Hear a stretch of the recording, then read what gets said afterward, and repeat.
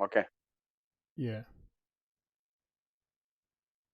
So welcome back, everybody. Good afternoon, wherever you are, and welcome to the Luo English Dictionary channel. And as I've said before, that we've been discussing issues that affect the Luo people. One of the issues that really affect us is the death. Death has been a big deal, and that's why, and we are always afraid of talking about death.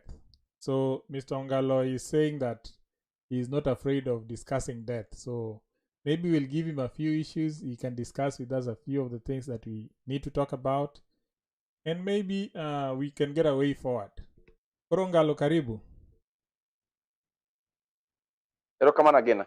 Hey, last time when we were with you, just to recap, we were talking about the cost of funerals in Luo counties, and we agreed that sometimes we go a little overboard.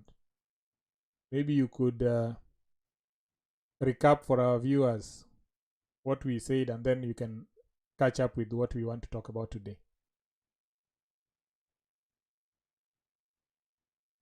Okay, last time we talked about how Luos manage funerals, and obviously that's a very big topic, but we were able to highlight Wecharia Dek,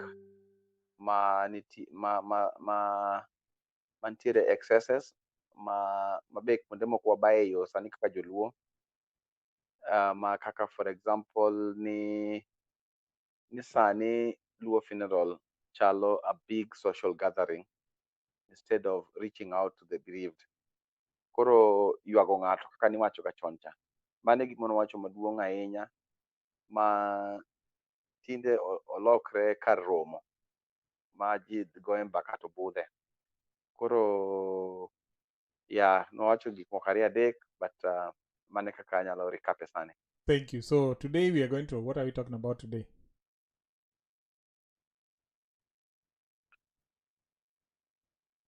Kawuono ada wuoyo ewi wach tero buru nikech gima ang'eyo ni mondo ng'ato ong'e kaka joluo behave sani, nyaka understand, nyaka ong'e kaka joluo ne timo gik moko chon. Correct. You have to trace back your nikech ok wanyal dismiss we can't dismiss our ancestors for being ignorant Our and past, not knowing yes. why they are doing the things they are doing. Yes, true. Our past, we can't ignore our past, because our past still influences our current. And kaka gimoro ma ji wacho ni decent send off.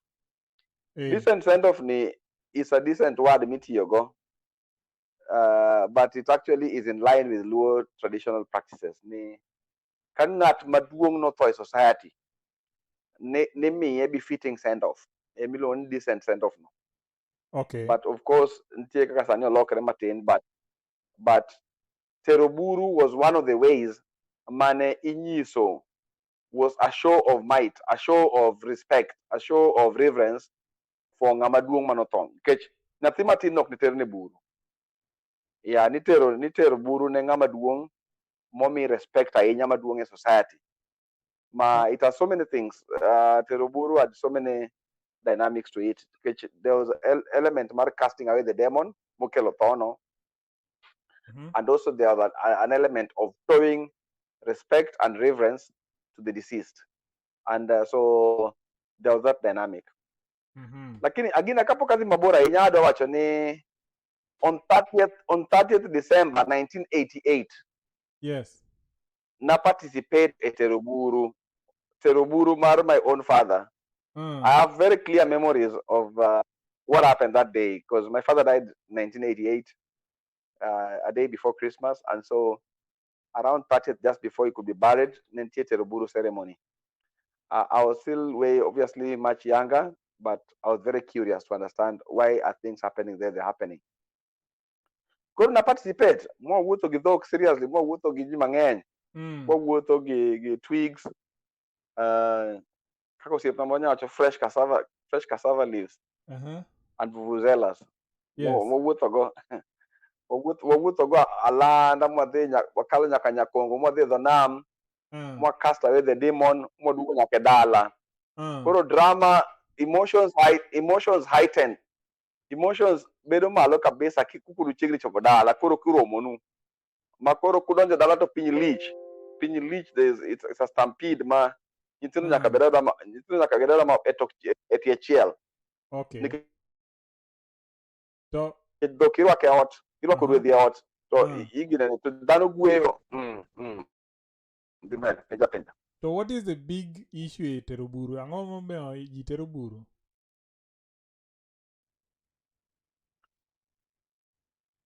Agina adwa wacho mokwongo ni sani chal ka gima wach tero buru ni orumo. Ochalo ka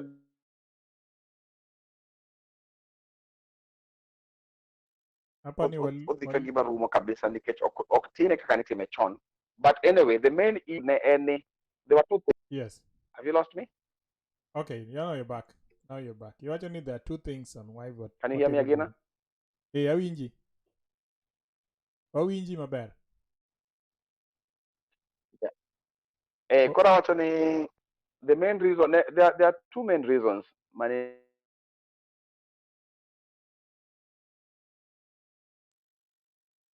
Primarily then for casting away the demons, the kwedo jochiende mokelo tho dala kanyo. Okay. So ni wacho ni joluo were actually not dying. Demons ema chal ka gima ne kelo tho. What people would walk to like a distance of 2 miles, kata mana wach ni 3 kilometers.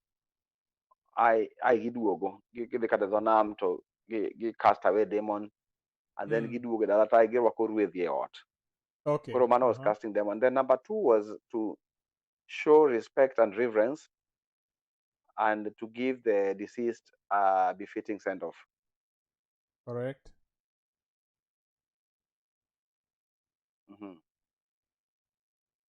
So, what has happened? Donge, we also do befitting send-offs at the moment.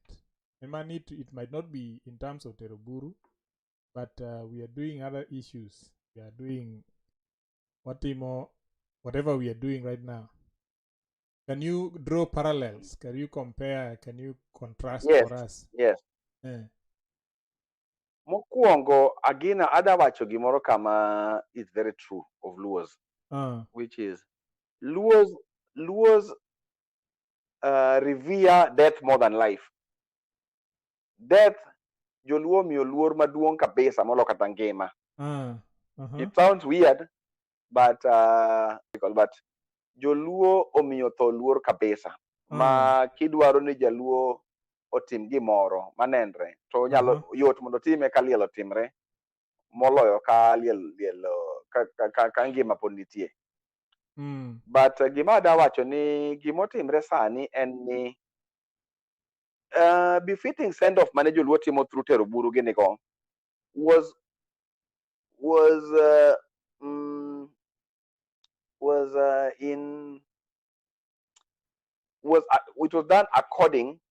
proportional to the person who has passed on. Hey, like, if you had a lot of respect, you've had a lot of influence on the society. Yes.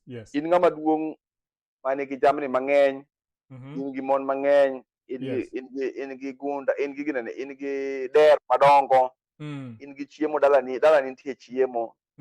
Jaduong aina no kano tho to nyaka itimo ne buru, itero ne buru maduong kabisa. Itimi a big befitting send off. Mane gima pod timre nyaka sani.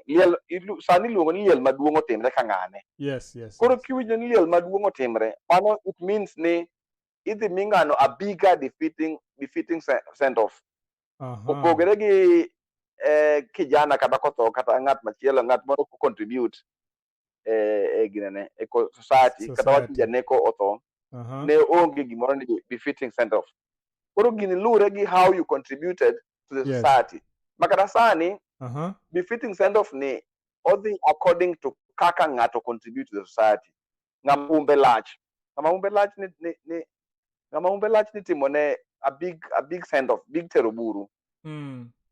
Koro sani bende iyudo kata ka ji contribute mondo chiw benefit extent of masani, you realize that the contributions are bigger. They run into hundreds of thousands and into millions, so that the mourners are well fed and they feel well taken care of. That's what's happening now. But TERO BURU per se, culture has died. There's no more talk about casting away demons.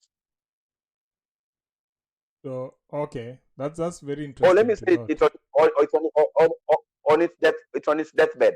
Let me say it's on its deathbed because we are killing it. It's quickly dying because of westernization. We are killing it. We've become too westernized. Sani wuotho cha ji neno mani idleness. Wuotho gi dhok alanda idwo rwako gi e ot ni. Mano tinde ka koro ute masani ogo plaster.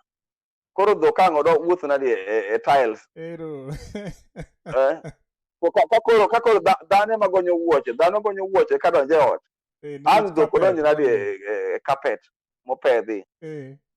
Times olokre agina. This is a change. Like it always says that if you can't change will always change you. Yeah, so change emosetimre ema wacho ni sani koro TERO BURU dok piny kabisa.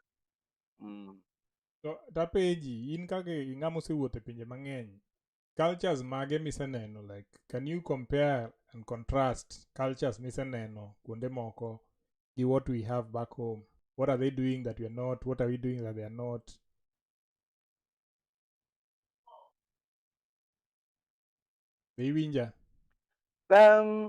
I've attended a funeral in New York, Long Island, New York, and it's quite a significant. There's quite some significant differences. Luo funeral and American funerals. Americans approach funeral through a memorial service that is done at a church. Kanye makoro you the speakers, okay? Koro kaji ose wuoyo kanyo to nitiere a very to the departed person. Yes. Koro mane kaka itime koni, and then a very small procession. Jomatin kabisa mikao kadhi a grave site. And usually family and just a little bit of extended family jo kanisa or the person presiding over the burial. Yeah, so usually like when I went to Long Island, Pine Lawn in Long Island, I saw a group of like, I think it was about like 14 people. Eno pogre kabisa. Hadi wadro parallel. Apenji, 14 people emakoro dhigi sanduku. 14 people emakoro dhigi gi has. Hey, to mano giriembe tok has. Mano be nyalore mano pek. So go wi be onge. Go wi gi pakruok gi pakruok gi wacho weche ni ai wirwath gi ni koro onge kuondegi dhano temo gudo chunygi. Kata kiywak to ichalo ng'ama diyo pi wang'i kik wuog ahinya. Kata pi wang'i dok e iye nikech koni onge go koko mang'eny. To mano but Uganda apenji ne to mano kweche mag grief gi dong'e ni weche mag grief gi iwacho ni onego bed ni mon kaki dwaro. Ng'eni iwacho ni onego bed ni ka ng'ato to iyuak kaki dwaro mondo ok ni podi kano ni moko podi bo yuago. Koni wazungu no, wazungu jomagalagala, agina wazungu jomagalagala, wazungu jomohero ogiero koko. Gima fwenyo kuom wazungu gin joma ohero koko no e gima wazungu ok dwar, ma kata ka in jirani mzungu. Yes. So koko kigoyo to mano kethro kabisa ma inyal luongni kata polis. Koko ok dwar. Kata liel koko ok dwar. Oge gimoro ni ng'ato donjo kanyo ka dengo ni manyathiwa kiang'ang'o ng'ato dengo ma ng'ielre lo ne ji kayuak kaka joluo yuak ka ng'ato tho ni manyathiwa wang'ni wololo kiang'ang'o ai wirwath. Onge gik kwainago. Dembruok koni dhano dembre kabisa ka oling' thi. Koro kata ka thono litni manadi to iwuoyo gi chunyi, you manage your heart and try and see how you can mourn within your heart without causing drama okay, that's what they call drama, but without causing scenes. But yes, just find a way of managing it. But that's mane kaka itimo funerals moko. So I also appreciate the religion plays a big role ginene thogi. For example, the Muslims, Islam, they do burials after they try to do them within 24 hours. Koromano be koromano cut short a lot of rights managed moga. Then Christianity be jo group moko pogre Christianity ka.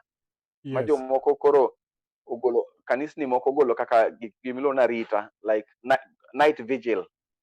Kanisni moko kudwa night vigil. Gidwa ni body ko a mortuary to this straight chiengi ko ti ko. Kaka Jehovah Witness gene. Uganda kangato to. Uganda onge mortuary. Kangato to. Koro lure gi cultures pogre. Uganda kangato to the following day en laro mana kode iko. Onge gimoro ni rito wuod ng'ane pod ntiere oko. Ni why nyare matiyo gi jo UN cha pod ntiere UK irito. Koro rito ng'ato no ne onge. Koro ng'eni joluo no keto ga ni nyaka rit ng'ato e kitimo iko. Hey, Tomano apenji. You know Luos, we are from Guinea. Waluo River Nile. Iparoni our culture has stuck with the other Luos. Anyone gi Luo, different Luos along the river. Ipani our culture has stuck with them. Yes. So has it been like overtaken by events along the way? Makoro Kingio Marjo Luman Kenya, Topogo Regi Marjo Moko. Agin adwa nyisi gimoro ka ni joluo ma Kenya culture wa obedo diluted moloyo joluo mantie Uganda. Asedhi Uganda ma ase interact gi joluo ma Uganda, jo Padola ase interact go, ase interact gi jomoko mawuok but Arua kucha, mawuok West Nile Uganda kucha.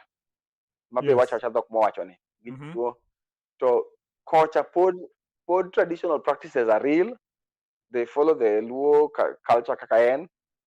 Koro marwani it's I think it's mostly because Kenya is way more westernized than Uganda. Uganda has a lot of Uganda pod nitiere gi civilized or rather westernization pod ni piny Uganda kucha. Koni other cultures affect kaka joluo nitimo gik moko chon. Koro ada wacho ni joluo ma Kenya culture traditional practice mwatimo kaka joluo ma Kenya opogre. Joluo ma Uganda pod uphold. Joluo mantie South Sudan to poka interact ahinya apart from comparing language. Poka ng'eyo kaka pod gitimo gik moko. But I would imagine ni Luos mantie South Sudan, Barel Gazelle, gi Upper Nile. Pod gi uphold. Upper Nile pod gi uphold. Pod gi uphold culture mag joluo ge. Traditions mag joluo pod gi uphold. Well, that is a good insight into TERO BURU and its genesis. And pok nangega kata gimomiyo wa TERO BURU, but it gives me a big knowledge base to just start thinking about it and why we were doing it, and it makes sense. I mean, ngama duong kamano koto to nego beni TERO BURU just so that we appreciate him. And that would be very good. Good. Any closing thoughts on the issue? So ada wacho gimoro kanya gena monda ni nitiere gima joluo iluongo ni nyadhi. Nyadhi ni loosely translated into English means pride. Pride, yes. Pride. Luos have an innate trait of nyadhi. Nyadhi means it's pride. Yani pride which is not arrogance, but pride of feeling good about oneself. Neno. Majaluo inyayido kabaka jaluo he feels very good about his self-worth. Inyayido ni kata he is poor, but generally and odwan obed gi nyadhi. Koro nyadhi ni is the thing that informs every Luo decision. Ma gimora mora ma jaluo timo publicly kata mana befitting send off no. it Yes. it is informed by nyadhi. It is timo publicly kata mana befitting send off no. Yes. It is informed by nyadhi. Itime kalure gi nyadhi mantie chunywa, yani kaka wawinjo. Yani en nyadhi. Nyadhi informs a lot of things. It's like you almost want to do things for a show, but there's a very thin line. You are feeling good about what you're doing, but to some people it appears like you're doing it for a show, but it's for your own self-satisfaction. I can't even do what nyadhi ni mpo. Kuro mae manomiyo liete opogre kata tero buru ne opogre nikech luwre gi kaka ji nyadhi ni ji winje chunygi. Kuro my closing comment en ni I don't know how far change will take us, or whether there'll be a point in time where Luos will decide, we need to go back to our traditional cultures. I think I would suggest a hybrid of two, where we still embrace change with the modern economic times, and we still uphold our Luo traditional cultures and understand why things were happening the way they were happening. Mawangeo ni reverence itimo kama kaka ne joluo time chon. Kaka ncho last week we were kaka ni ywago ng'ato. Yes. Ji onego doge gi kaka ne joluo paro chon, so that it can inform the present. Ma kik tim gik moko kaka paro, kaka neno. Koro mane close parting shot ni reverence to the departed needs to be done, and the befitting send-off can continue, but obviously with moderation and with total understanding of the Luo traditional cultures and customs. Of course, as Luos continue to migrate and fill the world, different points of view will come up. Chon, it was assumed ni wana Siaya Gimigori along the lake. But sani yudoni Joluo said the Mogedo Kitengela Kure Magidake, and that is where their home is. Yomokobo work of the other countries. And they will have to marry their culture, culture magintiere no. Samoro Jaluo onyomo nyako ma ok en nya Luo. So such things will also have to affect us.